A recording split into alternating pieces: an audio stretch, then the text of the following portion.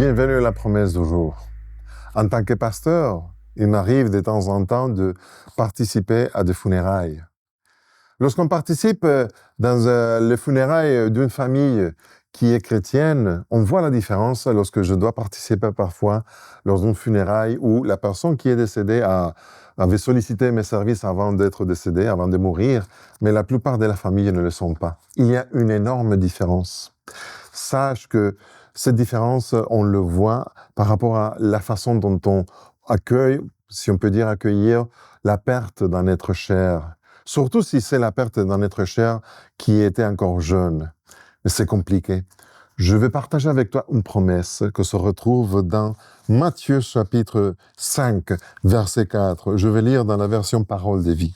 « Ils sont heureux ceux qui pleurent, parce que Dieu les consolera. » C'est compliqué de dire ça. Sur le coup, on peut rien dire. Parfois, c'est mieux de se taire. Mais c'est bon de savoir qu'on a cette confiance de la résurrection, de retrouver ceux qui sont nos êtres chers. Ceux qui ne croient pas en Dieu traversent l'amertume d'une façon complètement différente, sans espoir.